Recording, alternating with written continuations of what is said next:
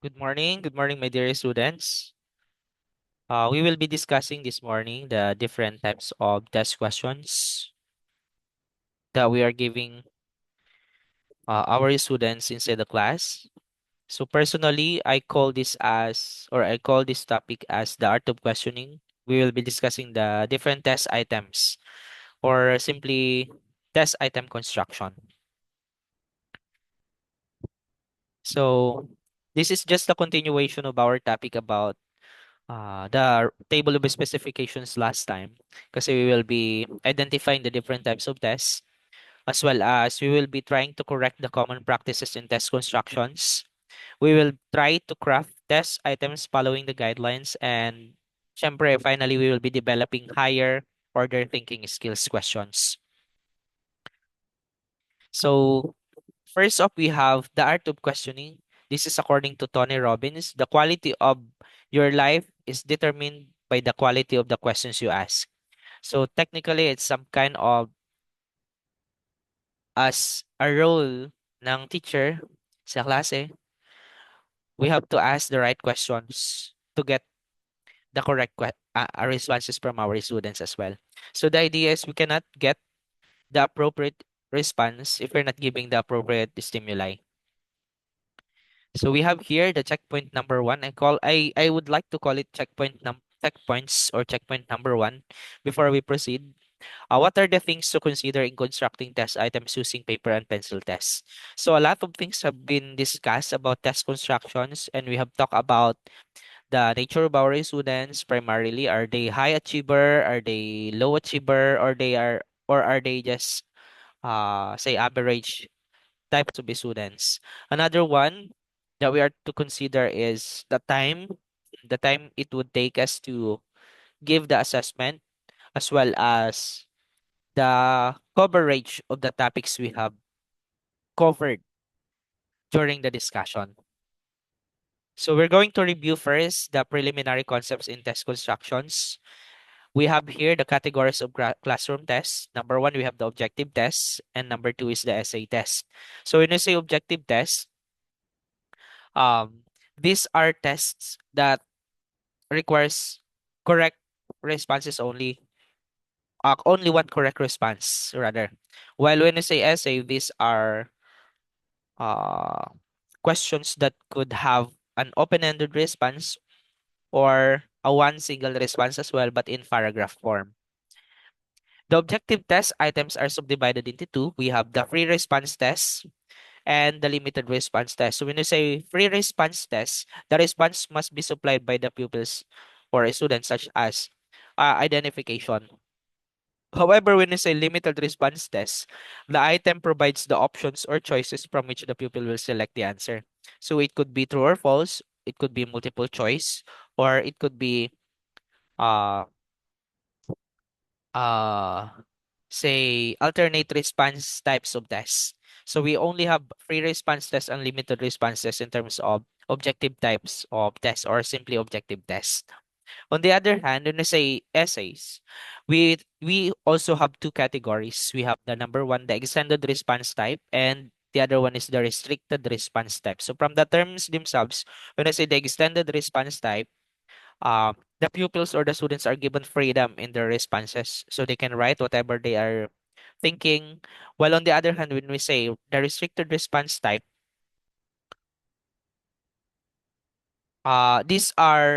this is where the students could write uh, their responses. They could organize their responses in a very limited length or coverage only. Unlike the extended response, they could write whatever they are thinking. However, when they say restricted response, the responses are just limited to one single correct answer. It could be a definition or it could be like a close-ended question, unlike an open-ended question, extended response.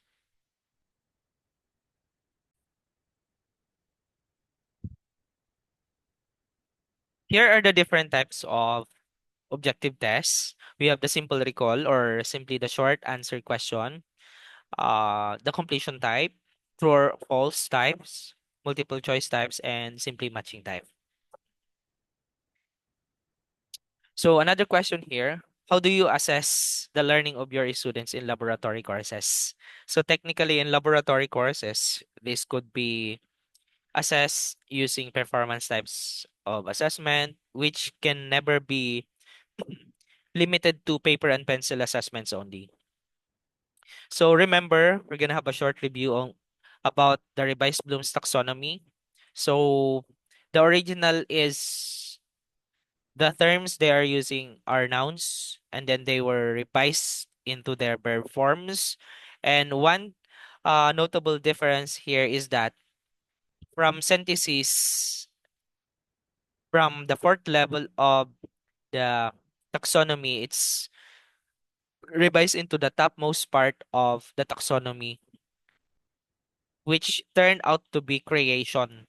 And then the evaluation on the first or the original version interchange with synthesis on the first original version. So we have something like from noun to verbs, and then it turned out that synthesizing is higher compared to evaluation.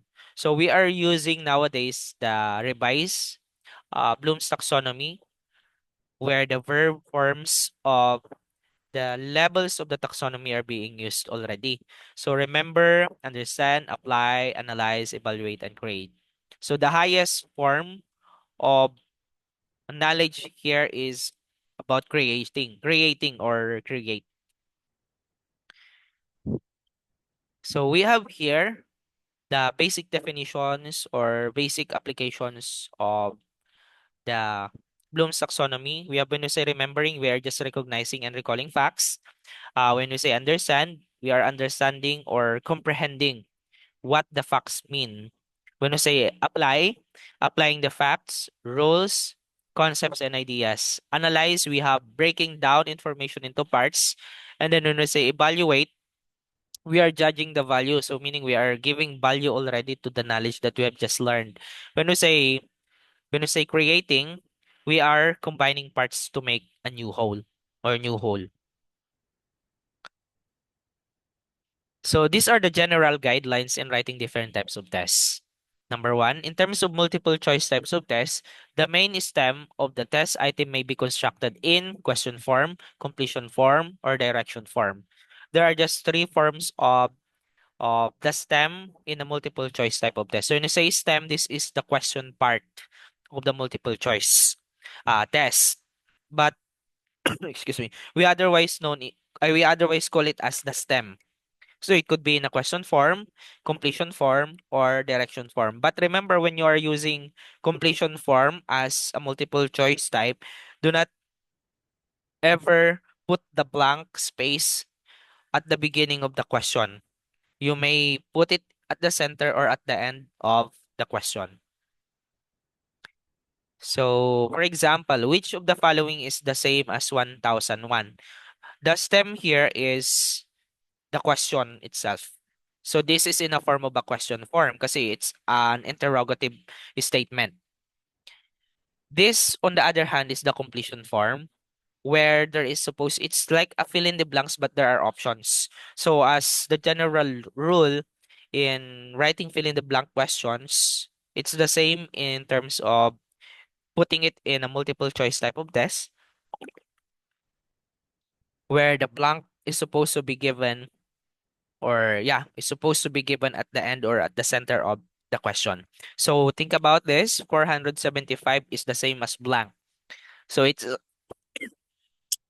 a statement form, but it's a completion form at the same time. It's not a question, but it's a statement where you're going to select which among the option best or is the correct response for that kind of question.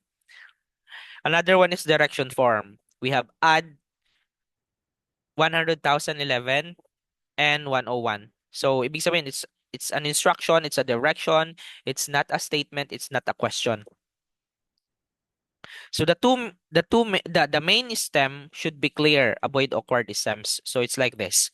There are 10 children in the classroom and 7 chairs in the class. The classroom lacks how many chairs? So it's a little awkward. Consider it's like The word classroom is repeated twice and chairs is repeated twice as well.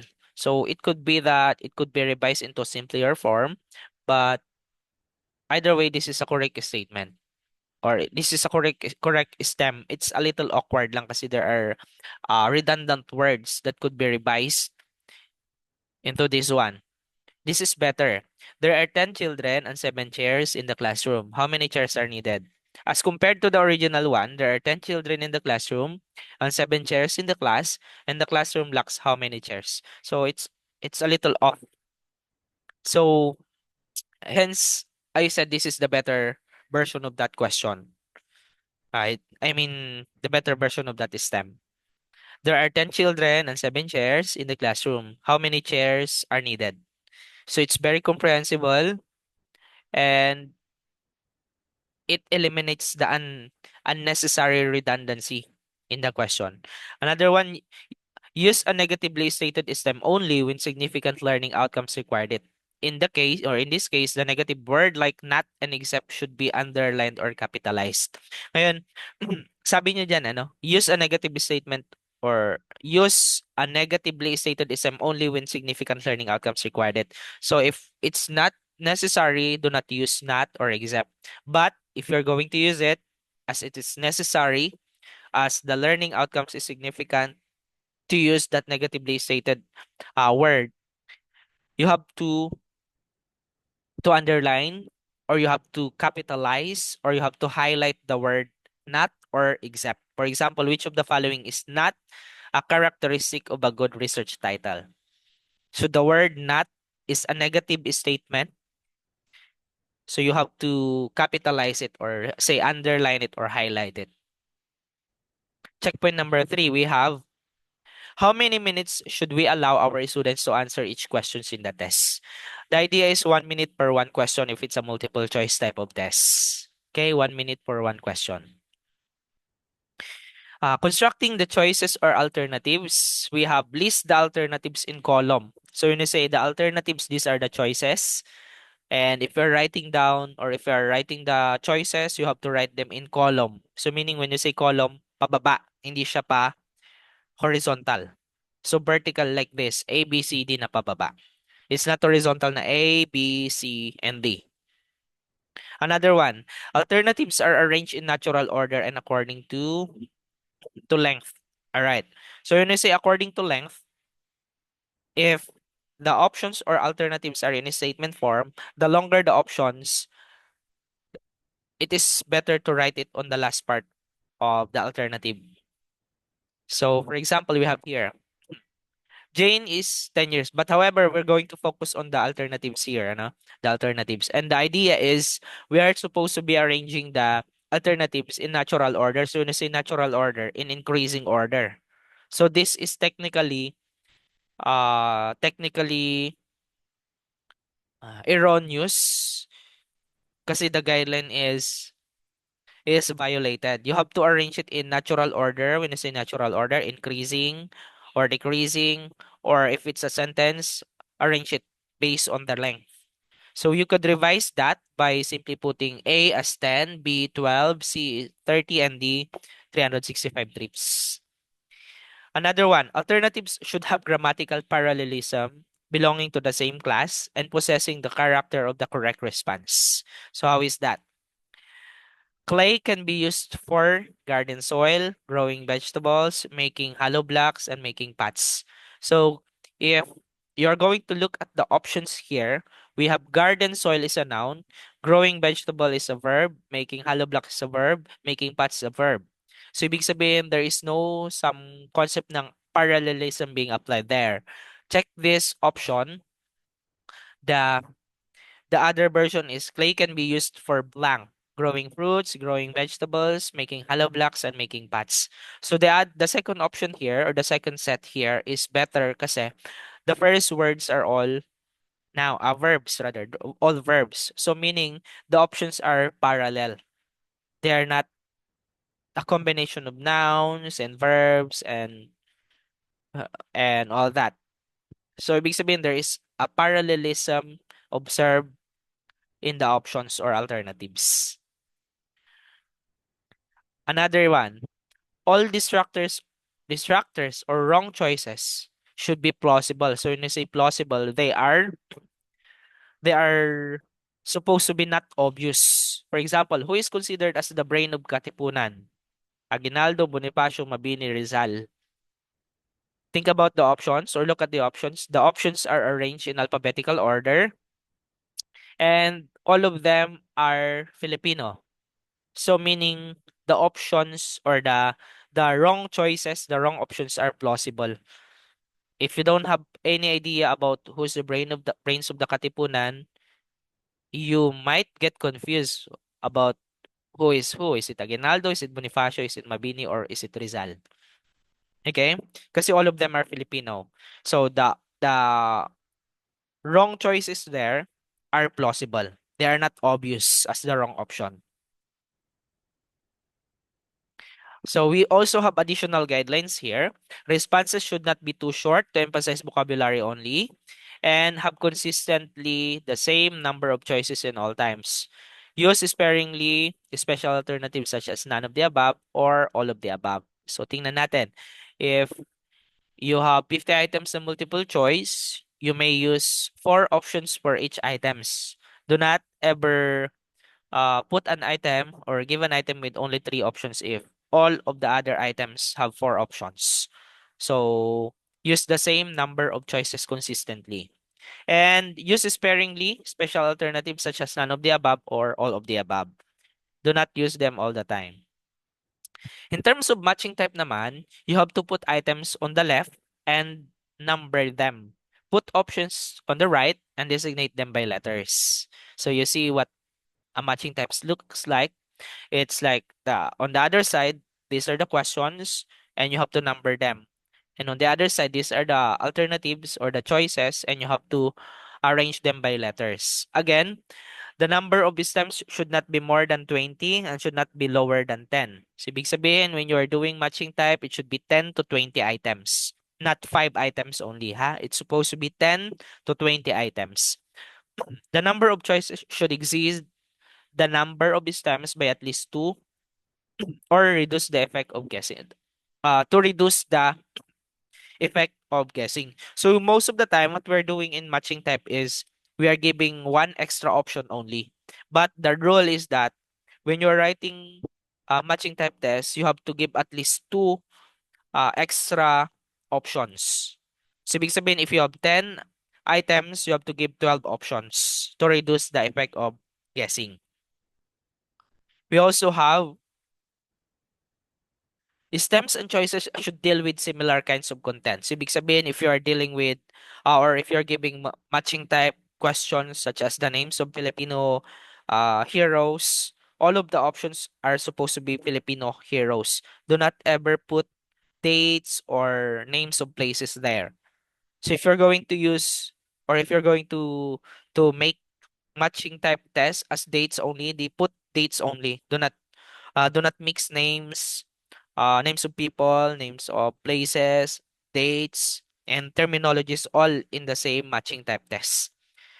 Use longer expressions for stems and short expressions for choices to reduce reading time.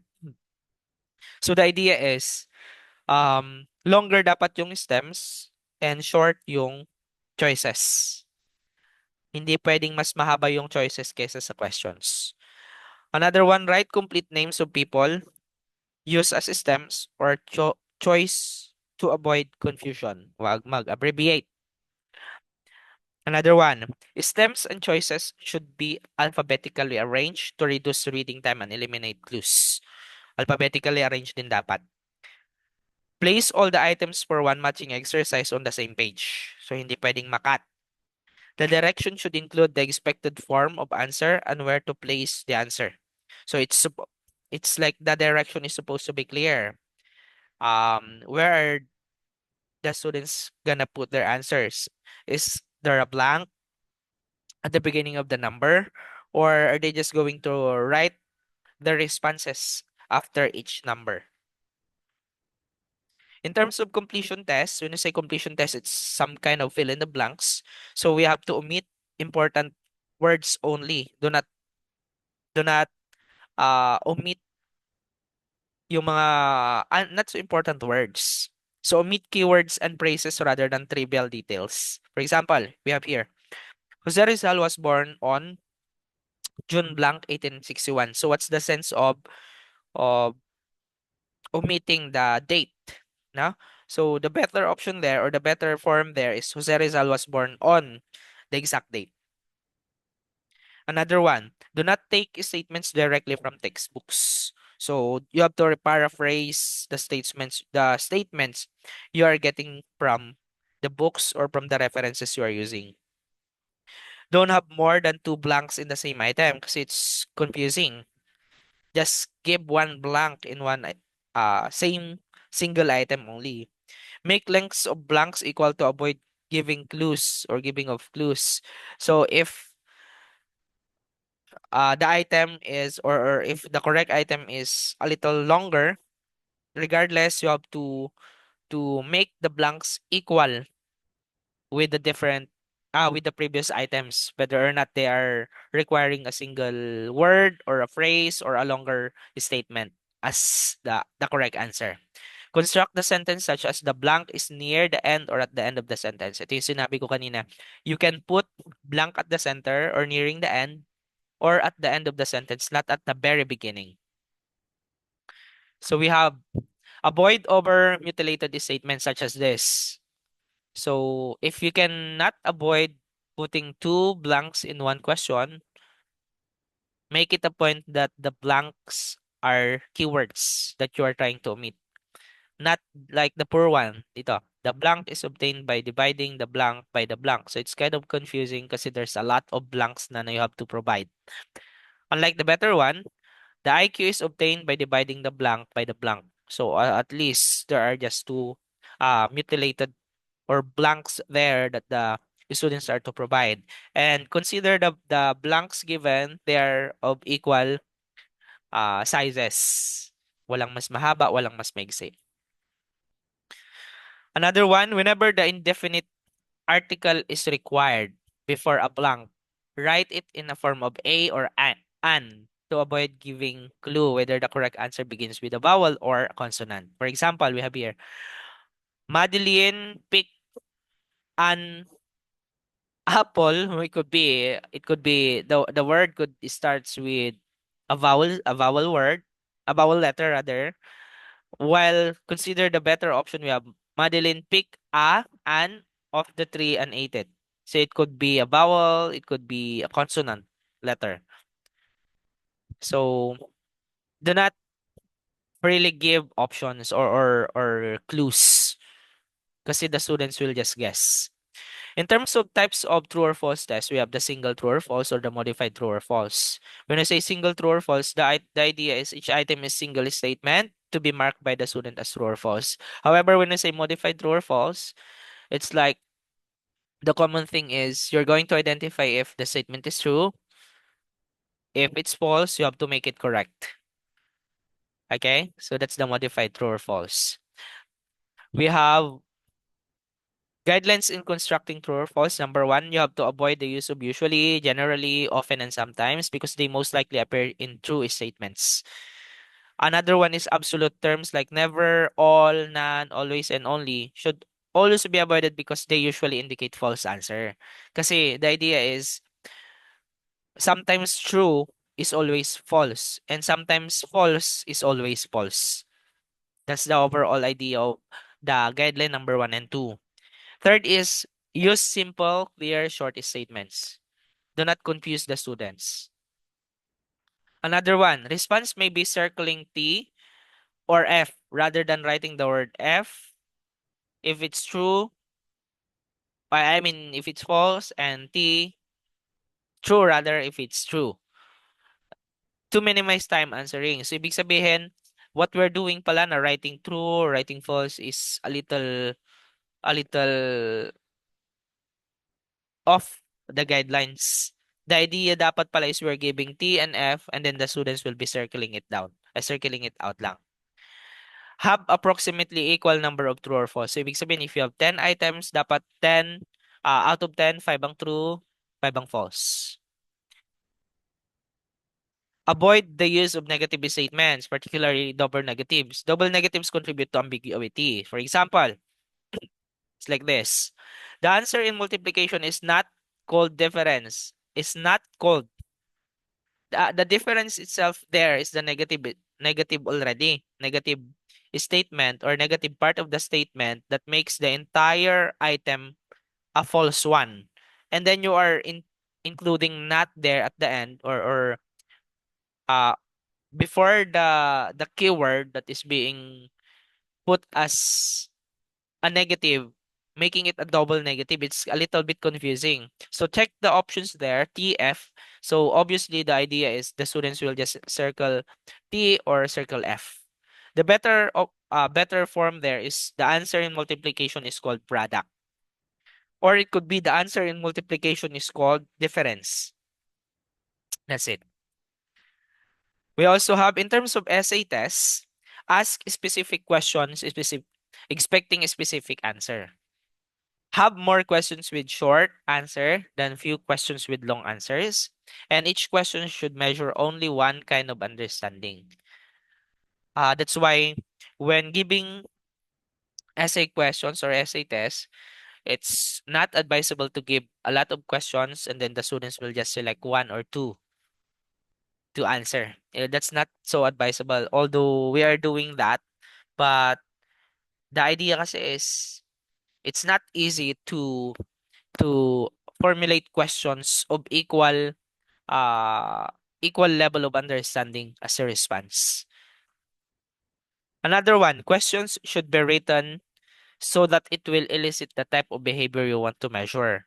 Do not start essay questions with such words as list, who, what, whether. Kasi pag ganitong mga questions kasi these are remembering types lang. We have we're supposed to have the test construction workshop, but as we have discussed nung nakaraan, this will be one of your major requirements in assessment and learning one, along with the table of specifications. So as part of our workshop, I'll be giving you some examples. But before that, we're going to review first the Bloom's taxonomy or the revised Bloom's taxonomy. We have the lower order thinking skills here are just remembering and understanding, while applying to creating are considered as hats. Okay. So core foundation courses or theories, yung understanding and remembering. Specialization and applied courses, yung applying to evaluating. And thesis, for example, yung sa creating. So these are the keywords, ano, or these are the words that you could use in different levels of the Bloom's taxonomy. Define, draw, duplicate, identify, label, list, match, name, outline, recall, recognize, select, show, state. Those are just remembering kasi you are just going to find or recall information. On the other side of the story, we have understanding, meaning you have to construct meaning from written material or graphs or graphics. The keywords there that you may want to give as part of your objectives are associate, classify, compare, comprehend, demonstrate, describe, differentiate, discuss, and distinguish. We also have estimate, explain, identify, indicate, interpret, relate, restate, select, summarize, and translate. In terms of applying, kasi applying is we're using information na already in new situations. We have calculate, change, classify, compile, compute, employ, execute, illustrate, implement rather, map, model, modify, organize, plot, practice, present, produce, show, solve, use, and write. In terms of analysis or analyzing, you are actually drawing uh, connections among ideas. Kasi when you say analyzing, kasi we are breaking down the entire idea into pieces to to come up with a better idea and draw connections between these pieces, between these parts. Keywords you may want to use there are breakdown, categorize, combine, compare, connect, contrast, debate, differentiate, distinguish, examine, experiment, illustrate, inspect, outline, predict, question, research, separate, simplify, and subdivide. In terms of evaluating, kasi you are giving value already here to the ideas given. You have appraise, argue, assess, conclude, convince, estimate, evaluate, grade, investigate, justify, measure, rank, rate, recommend, score, select, support, and test. On last part, we have creating to produce new or original work, compose, construct, create, criticize, design, develop, direct, formulate, generate, produce, propose, revise, and rewrite. So these are some of the keywords that you might want to consider when you are writing down your learning objectives, or you are identifying what part of the Bloom's taxonomy are you in when you are assessing the learning of your students. We also have remembering, ito yun kanina, naka-zoom in lang. Ito yung sa may creating naman. Ay, yung analyzing to creating. So in terms of remembering, you are recalling facts and basic concepts. These are some examples of questions. Number one, in math, what is the formula for the area of a rectangle? Science naman, we have named the three states of matter. History, who was the first president of the United States? Literature, who wrote the play Romeo and Juliet?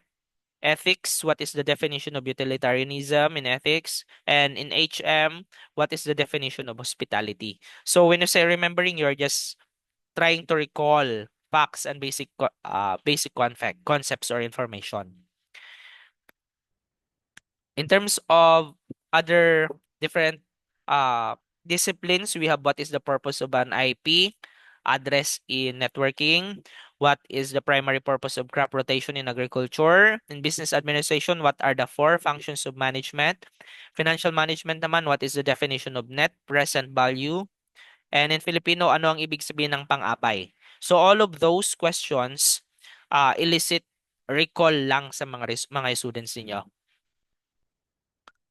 In terms of understanding, you are explaining ideas or concepts already. In math, explain in your own words what the Pythagorean theorem is. Science, describe the process of photosynthesis. In history, summarize the cause of World War One. In literature, explain the main theme of the novel To Kill a Mockingbird. Ethics, explain the difference between deontological ethics and consequentialism. In hospitality management, we have explained the importance of customer service in hospitality industry. In IT, we have described the difference between hardware and software. In agriculture, we have explained how photosynthesis contributes to plant growth. BA, we have explained the concept of SWOT analysis and its purpose in strategic planning. Financial management, describe the difference between debt and equity financing. In Filipino, ipaliwanag ang pagkakaiba ng pang-uri at pang-abay sa wikang Filipino. In math naman, sa applying naman ito, if a rectangle has a length of 5 centimeters and a width of 3, what is its area? Sa science, apply Newton's second law of motion to explain what happens when a car suddenly stops. Sa history, we have how would you apply the principles of the Declaration of Independence to a modern day situation? In literature, apply the concept of irony to identify an example from another book you have read. In ethics, apply the principle of do not harm to a scenario, or do no harm to a scenario where a doctor must choose between two risky treatment for a patient. We also have information technology. You have use a programming language of your choice to write a simple program that adds two numbers. In agriculture, apply the concept of organic farming to design a basic farm layout that avoids the use of synthetic chemicals. We also have applied the principles of the marketing mix or the 4Ps to create a marketing strategy of a new product. Um, Calculate the return on investment or the ROI for a project given the initial investment and expected returns. Sa Filipino, gamitin ang mga salitang bayanihan sa isang pangungusap. Hospitality management, apply the steps of customer service to handle a guest complaint about hotel room. Analyzing naman, we are drawing connections among ideas now here. So we have analyze the relationship between the circumference and diameter of a circle, compare and contrast mitosis and meiosis. History, analyze how the Industrial Revolution changed society. Literature, analyze the character development of Hamlet in Shakespeare's play. Sa ethics naman, analyze the ethical implications of using artificial intelligence in decision-making process or processes. Sa IT, analyze the pros and cons of using cloud storage versus local storage. We also have um, analyze the impact of irrigation practice or irrigation practices on soil quality. Analyze the impact of organizational culture on employee performance. Analyze the financial statements of a company to assess its financial health. Suriin ang epekto ng paggamit ng wikang Filipino sa iba't ibang rehiyon sa bansa. At analyze the impact of online reviews on hotels' reputation. Evaluate the accuracy of a geometric proof provided in class. Assess the environmental impact of deforestation and argue whether it's justified. Evaluate the effectiveness of the Treaty of Versailles in preventing future wars. Critique the portrayal of women in the novel Pride and Prejudice. Evaluate the ethical justification for whistleblowing in a corporate environment. And evaluate the security risk associated with online banking.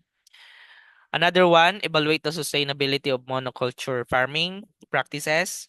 Evaluate the effectiveness of a company's leadership style in achieving its strategic goals.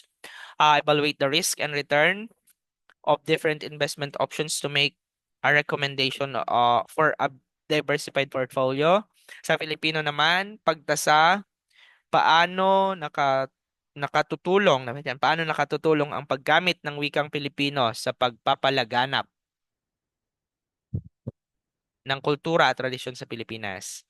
Evaluate the benefits and drawbacks of implementing a new reservation system in a hotel.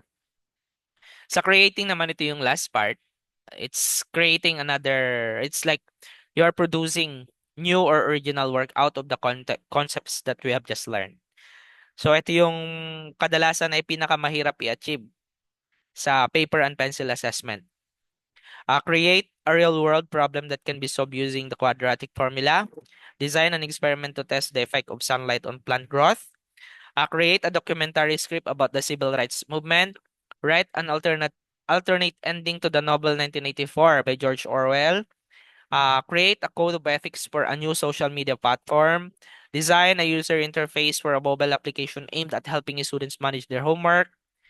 And sa agriculture naman, create a plan for introducing a new crop to a farm in a specific climate region.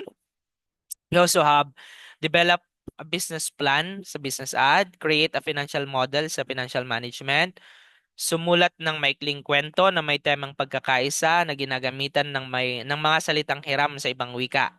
At panghuli, lastly, develop a customer loyalty program for a hotel chain that encourages repeat visits.